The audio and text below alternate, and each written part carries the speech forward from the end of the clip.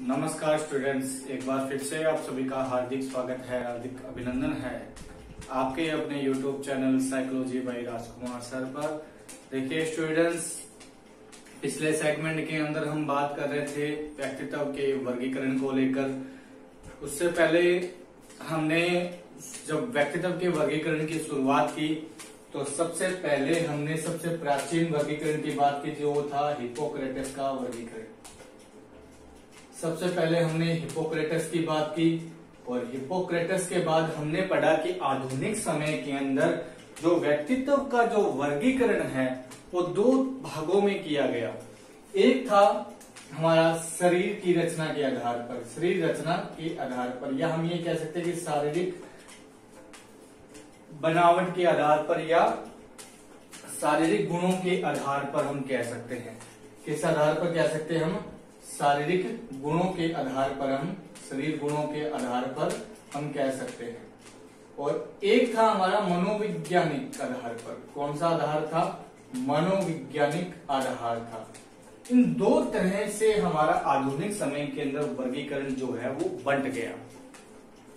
हमने पढ़ा सबसे पहले शारीरिक गुणों के आधार पर जो वर्गीकरण किया गया था वो सबसे पहले किसके द्वारा किया गया था? क्रेसमर के द्वारा किया गया था। किसके द्वारा किया गया था? क्रेसमर के द्वारा किया गया था। क्रेसमर जिसे हम बोलते हैं। और क्रेसमर के बाद जो इसके बाद जो वर्गीकरण दिया गया था शरीर रचना के आधार पर या शरीर के गुणों के आधार पर, वो वर्गीकरण था सेल्डन का। किसका था? सेल्डन का वर्गीकरण था। आज हमें बात सेल्डन की ही करनी है। आज सबसे पहले हम बात करेंगे सेल्डन की, उसके बाद हम मनोवैज्ञानिक गुणों के आधार पर जो व्यक्तित्व का वर्गीकरण है उसके ऊपर हम चर्चा करेंगे। तो देखिए स्टूडेंट, जब हम क्रेसमर का तो हमने पढ़ लिया। क्रेसमर ने व्यक्तित्व का वर्गीकरण शरीर गुणों के आधार पर 4 रूपों में बताया था। और आज हम बात करेंगे सेल्डन की।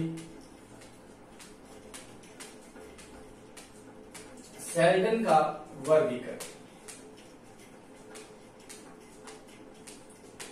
देखिए, सेल्डन ने क्रेसमर के बाद अपना वर्गीकरण प्रस्तुत किया था।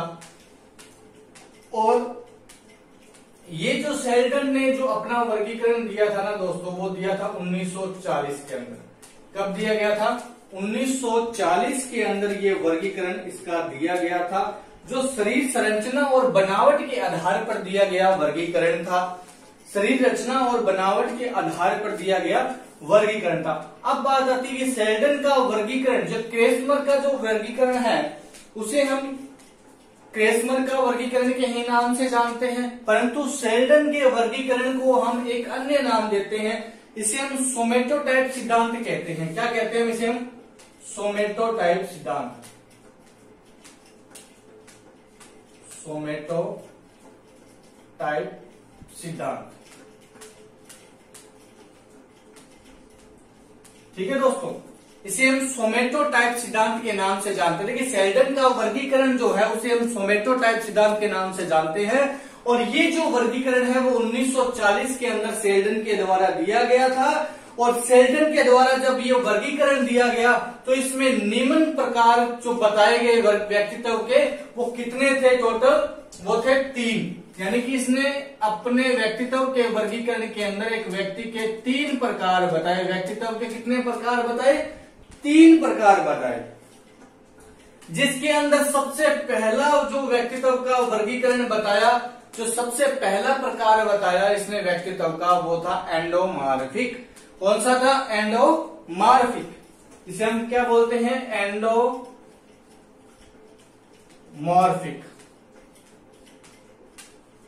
इसे हम बोलते हैं एंडोमॉर्फिक। एंडोमॉर्फिक, या हम इसे अगर हिंदी में अगर मैं इसका अनुवाद करके बताऊं तो ये जो प्रकार था ये था गोलाकार। कौन सा था? गोलाकार। इसने कहा कि एक व्यक्ति ऐसा होता है जो गोलाकार रूप में होता है, उसकी शरीर की जो संरचना होती है वो कैसी होती है? गोलाकार होती है। उसे इसने क्या नाम दिया? एंडोमॉर्फिक नाम दिया। और ये जो गोलाकार होता है वो आपने पढ़ा होगा, हमने जब क्रेसमर की बात की तो क्रेसमर का जो पहला वर्गीकरण था, पहला प्रकार जो था वो कौन सा था? स्थूलकाय। जिसके अंदर हमने क्या पढ़ा था, जिसमें हमने पढ़ा था कि एक व्यक्ति ऐसा होता है जो शरीर में कैसा हो, भारी हो, शरीर में कैसा हो, भारी हो, जिसकी हाइट कम हो, गर्दन छोटी व मोटी ज्यादा हो, ठीक है ना, और खुश मिजाज व्यक्तित्व का धनी हो, खुश मिजाज व्यक्तित्व का धनी हो, और साथ ही साथ वह खाने और पीने का कैसा हो, शौकीन हो। ऐसे व्यक्तित्व को क्रेसमर ने क्या कहा था, स्थूलकाय कहा था। और स्थूलकाय के साथ साथ हम इसे साइक्लोआड की संज्ञा दी थी, किसने, क्रेसमर ने। क्रेसमर के उसी स्थूलकाय प्रकार के आधार पर ही था ये एंडोमॉर्फिक, जिसे इसने एंडोमॉर्फिक या गोलाकार का नाम दिया।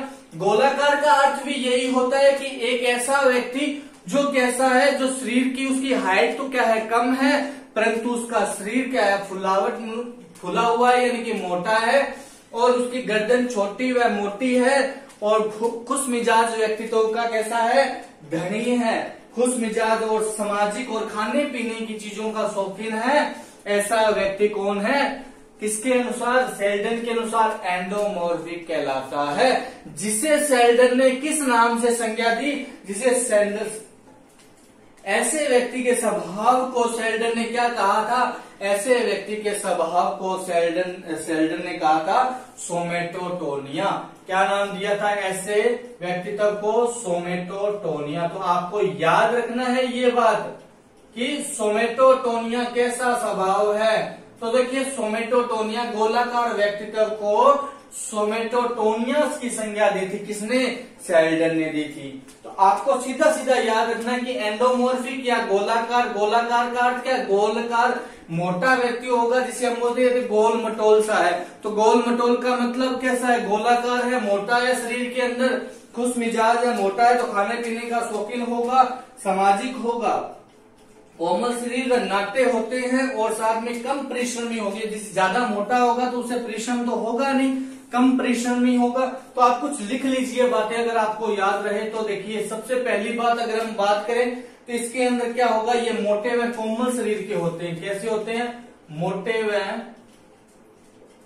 कोमल शरीर के।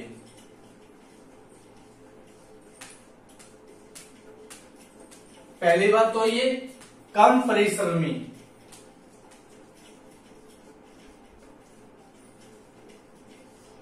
कम परिश्रमी, खाने पीने के शौकीन,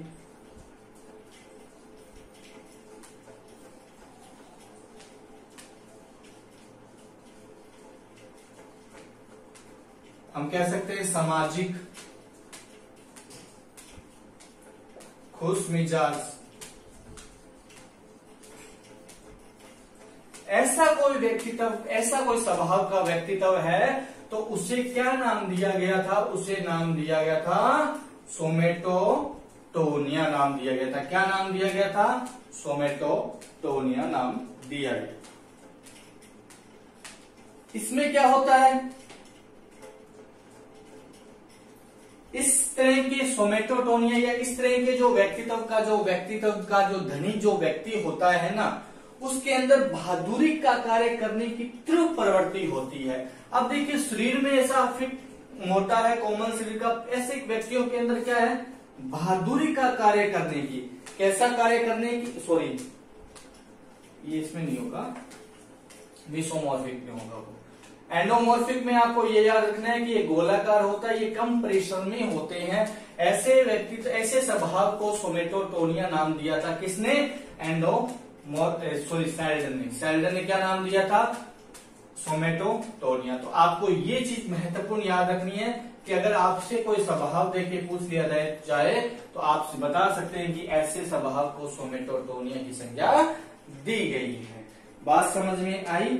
इसके बाद देखिए, इसका जो दूसरा प्रकार है, ये तो था इसका पहला प्रकार। दूसरा प्रकार की अगर मैं बात करूं तो दूसरा प्रकार है इसका, वह है मिसोमॉर्फिक। कौन सा है, मिसोमॉर्फिक।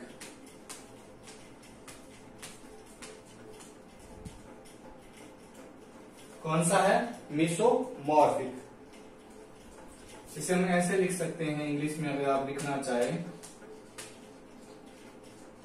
मिसोमॉर्फी। मैसोमॉर्फी या मिसोमॉर्फी से बोलते हैं हम।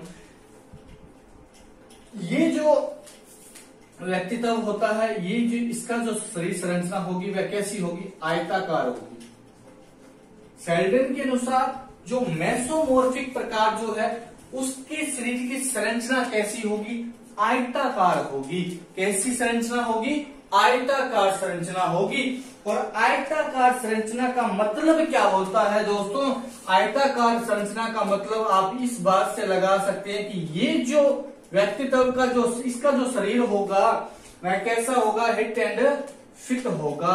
अब हिट एंड फिट का मतलब तो आप जानते ही हैं कि जो हिट और फिट है, यानी कि जो हमने बात की थी किसमें? किसके? क्रेसमर के जो हमने व्यक्तित्व के वर्गीकरण को जब हमने पढ़ा था तो उसमें हमने एक व्यक्तित्व पढ़ा था जिसका नाम था पुष्टकाय। कौन सा था? पुष्टकाय। ठीक है ना? ऐसा व्यक्तित्व हमने कहाँ पढ़ा था? क्रेसमर के अंदर, मेसोमॉर्फिक।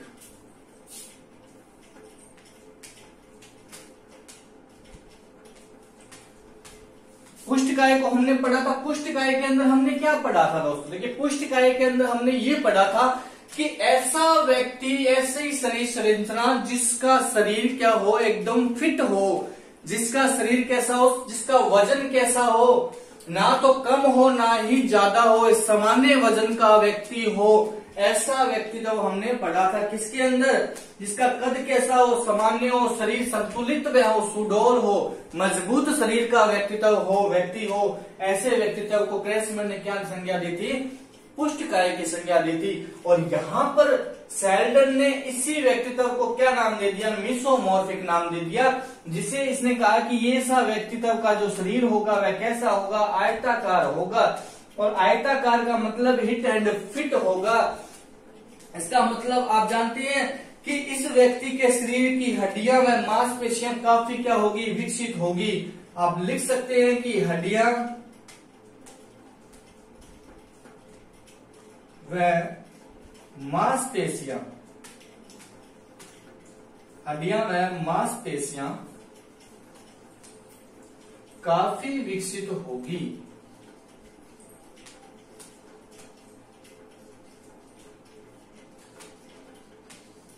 क्या होगी? हड्डियां व मांसपेशियां काफी विकसित होगी। शरीर कैसा होगा? सुडौल होगा। शरीर कैसा होगा? गठीला होगा। शरीर शारीरिक संरचना कैसी होगी? सुडौल होगी। काफी विकसित संरचना होगी इस व्यक्ति की। ऐसे व्यक्ति के स्वभाव को, ऐसे व्यक्ति के स्वभाव को क्या नाम दिया गया? देखिए दोस्तों, थोड़ा सा यहाँ पे करेक्शन कर लीजिएगा। इससे जो नाम दिया था ना एंडोमॉर्फिक, जो हमने यहाँ पढ़ा था, मैंने बोला था कि स्वभाव को क्या नाम दिया था? इसे विसरेरोटोनिया कहा था। क्या नाम दिया था? विसरेटोनिया।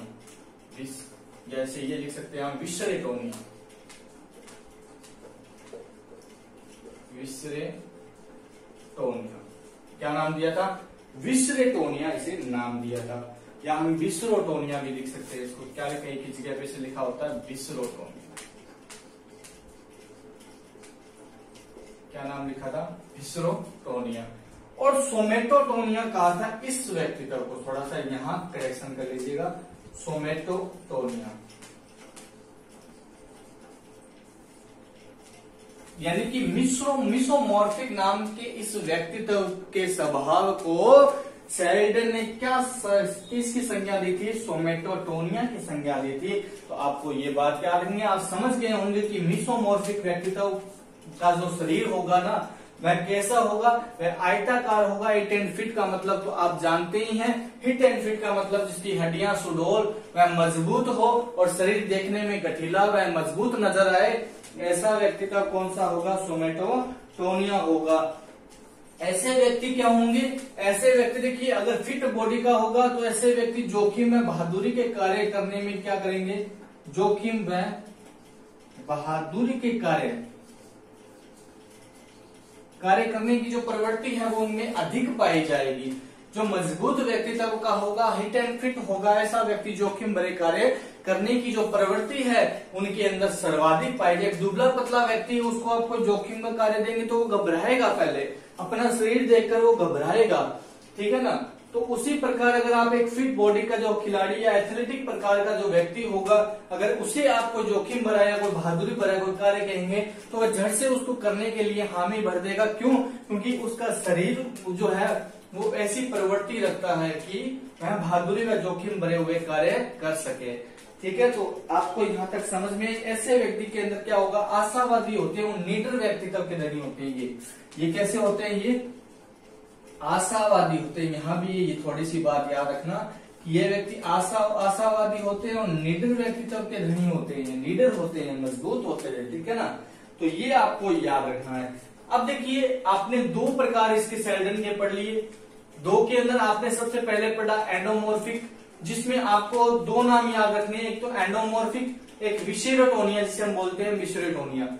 ये आपको याद रखना है कि आपको ये स्वभाव दिए जाएंगे। अगर आपसे पूछ लिया जाए कि ऐसे स्वभाव को क्या नाम दिया था सेल्डन ने, तो विसेरोटोनिया दिया था। और अगर आपने पूछ लिया जाए मिसोमॉर्फिक नाम के इस व्यक्तित्व की जो शरीर संरचना होती है उसे किस नाम की संज्ञा दी थी, तो उसे सोमेटोटोनिया के नाम की संज्ञा दी थी। अब बात आती है इसका अंतिम वर्गीकरण, जो अंतिम प्रकार है वह कौन सा है?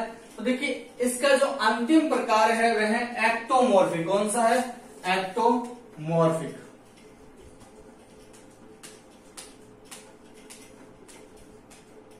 कौन सा है? एक्टोमॉर्फिक। और इस एक्टोमॉर्फिक को हम क्या कहते हैं? लंबाकार। क्या कहते हैं हम इसे? लंबाकार। क्या कहते हैं इसे? लंबाकार। अब देखिए, लंबाकार क्या होता है, एक्टोमॉर्फिक क्या होता है? ये होता है लंबे व दुबले पतले शरीर वाले व्यक्ति। आपने देखा होगा क्रिसकाय जो हमने पढ़ा, सबसे पहले स्थूलकाय पढ़ा, स्थूलकाय के बाद हमने पढ़ा था क्रिसकाय। क्रिसकाय के बारे में आपने पढ़ा, उसमें आपने क्या हमने पढ़ा था, हमने अंतर करके पढ़ा। सबसे पहले हमने स्थूलकाय को पढ़ा। स्थूलकाय में व्यक्ति का शरीर कैसा होगा? भारी होगा, मजबूत, मोटा होगा। और क्रिसकाय के अंदर हमने पढ़ा दुबला पतला शरीर का व्यक्ति, निराशावादी व्यक्तित्व। वही सेम जो गुण होंगे ना वह इस एक्टोमॉर्फिक के अंदर पाए जाएंगे। एक्टोमॉर्फिक के अंदर यानी कि लंबाकार, लंबा, यहाँ पढ़ा था गोलाकार। गोला जो होगा वो फैला हुआ होगा यानी कि मोटा होगा, और जो लंबा होगा यानी कि वो लंबा है, एकदम खंबे की तरह लंबा है, बिल्कुल समतल होगा चारों तरफ से। तो ऐसा व्यक्ति कैसा होगा? ऐसा व्यक्ति दोस्तों होगा लंबे व दुबले पतले शरीर का होगा। कैसा होगा? लंबे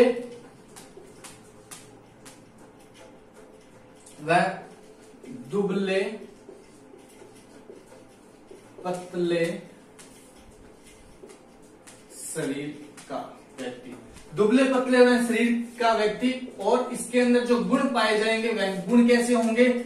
इसके जो गुण होंगे निराशावादी। कैसा होगा ये? निराशावादी व्यक्तित्व का धनी होगा। निराशा इसके अंदर पाई जाएगी और ये एकांत प्रिय होगा। कैसा होगा? एकांत प्रिय। एकांत प्रिय होगा, ईर्ष्यालु होगा। कैसा होगा? ईर्ष्यालु। आप देख लेना, कभी भी अपने आस पास देख लेना कि ऐसा अगर कोई शरीर का व्यक्ति है ना, ऐसा कोई जिसके अंदर पाया जाता है वह ईर्ष्यालु होगा, एकांत प्रिय होगा, निराशावादी। निराशा तो उसके अंदर भरी होगी। ठीक है ना, ऐसे गुण इसके अंदर पाए जाएंगे। और इस प्रकार के गुणों वाले व्यक्तित्व को क्या नाम दिया था सेल्डन ने? ऐसे प्रकार के गुणों के वाले व्यक्तित्व को क्या नाम दिया था सेल्डन ने? सेल्डन ने कहा था सेरिब्रोटोनिया। कौन सा नाम दिया था? सेरिब्रोटोनिया। क्या नाम दिया था? सेरिब्रोटोनिया नाम दिया था। क्या नाम दिया? सेरिब्रोटोनिया। यहां तक बात समझ में आई होगी आपको। अब बात समझने वाली क्या है कि सबसे पहले हमने क्रेसमर की बात की थी। क्रेसमर ने अपना व्यक्तित्व का वर्गीकरण 4 प्रकारों में खत्म किया था। इसमें एक व्यक्तित्व कौन सा बताया था? मिश्रित बताया था, जिसे हम डायप्लास्टिक के नाम से जानते हैं।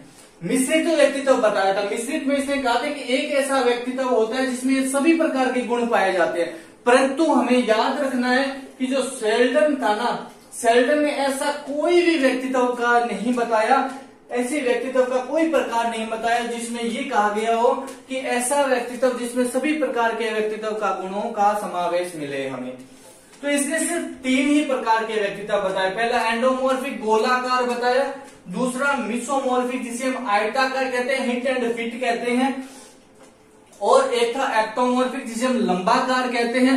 लंबाकार का मतलब सेरिब्रोटोटोनिया, यानी कि ऐसा व्यक्ति जो क्या होगा, लंबा होगा, दुबला पतला होगा, जिसकी मांसपेशियों का विकास सही से, हड्डियों का विकास सही से ढंग से नहीं हुआ होगा, यानी कि दुबला पतला कमजोर व्यक्ति होगा। आप तो कमजोर हो गए तो आप इतना तो अंदाजा लगा सकते हैं कि ऐसा व्यक्ति क्या होगा, लोगों से दूर भागने की कोशिश करेगा, बहादुरी वाले कार्य वो नहीं कर पाएगा, मजबूत नहीं होगा, निराशावादी होगा, एकांत प्रिय, ईर्ष्यालु वाले ऐसे गुण उसके अंदर पाए जाएंगे। और ऐसे गुण जिस व्यक्ति में पाए जाते हैं उसे सेल्डन ने क्या नाम दिया, सेरिब्रोटोटोनिया नाम दिया। और यहां आपको याद रखना है कि मिसोमॉर्फिक का मतलब होता है हिट फिट। जो व्यक्ति एथलीट या खिलाड़ी प्रकार का व्यक्तित्व है, जो हमने क्रेस्मर में पढ़ा था, वैसे ही व्यक्तित्व को क्या कहते हैं, आयताकार। हिट एंड फिट का मतलब आप जानते हैं। और ऐसे व्यक्ति के अंदर जो भी गुण पाए जाते हैं वो कैसे गुण होंगे, बहादुरी व जोखिम वाले गुण उसमें प्रवृत्ति पाई जाएगी। और आशावादी व निडर प्रकार का व्यक्ति होगा। और ऐसे गुणों को सोमेटोटोनिया की संज्ञा दी थी किसने, सेल्डन ने। एक पढ़ा हमने एंडोमॉर्फिक, जो हमने पढ़ा कि मोटा व्यक्ति होगा, कोमल शरीर का व्यक्ति होगा। अब जो मोटा है तो उसका शरीर तो कोमल होगा ही, और कम परिश्रमी होगा, खाने पीने का शौकीन होगा, सामाजिक व खुश मिजाजी व्यक्तित्व का धनी होगा। और ऐसे व्यक्तित्व के गुणों को क्या नाम दिया, विसेरेटोनिया नाम दिया था। तो यहाँ अपना सेल्डन का जो वर्गीकरण है वो यहाँ होता है खत्म। ठीक है दोस्तों, यहां तक आपको समझ में आया होगा कि सेल्डन के वर्गीकरण के अंतर्गत 3 प्रकार दिए गए हैं, जो 1940 के अंदर दिया गया था। कौन सा, सेल्डन का वर्गीकरण, जिसे हम सोमेटोटाइप, देखिए विसेरेटोनिया, सोमेटोटोनिया, सेरिब्रोटोटोनिया, ठीक है ना। इसी प्रकार जो इसका सिद्धांत है वो क्या कहलाता है, सोमेटोटाइप सिद्धांत कहलाता है। क्या कहलाता है, सोमेटोटाइप सिद्धांत कहलाता है। ये आधुनिक वर्गीकरण में सबसे पहले शारीरिक संरचना के आधार पर दिए गए 2 वर्गीकरण हमने पढ़ लिए हैं। एक पिछली क्लास में पढ़ लिया था, एक आज की क्लास में हमने पढ़ लिया है। तो इसी के साथ हमारा जो आधुनिक वर्गीकरण में शारीरिक संरचना के आधार पर दिए गए वर्गीकरण वो यहाँ होते हैं दोस्तों समाप्त। अब मिलते हैं अगली क्लास के अंदर एक नए यूनिट टॉपिक के साथ, एक नए बिंदु के साथ, जिसमें हम बात करेंगे मनोवैज्ञानिक आधार पर जो व्यक्तित्व का वर्गीकरण है उसकी बात करेंगे। ठीक है ना। उसमें हमने 2 व्यक्तित्व के वर्गीकरण पढ़ेंगे, एक जुंग का पढ़ेंगे और एक स्ट्रेंगर का पढ़ेंगे। इन 2 की हम चर्चा करेंगे नेक्स्ट क्लास के अंदर, नेक्स्ट सेगमेंट के अंदर। तब तक के लिए जय हिंद, जय भारत।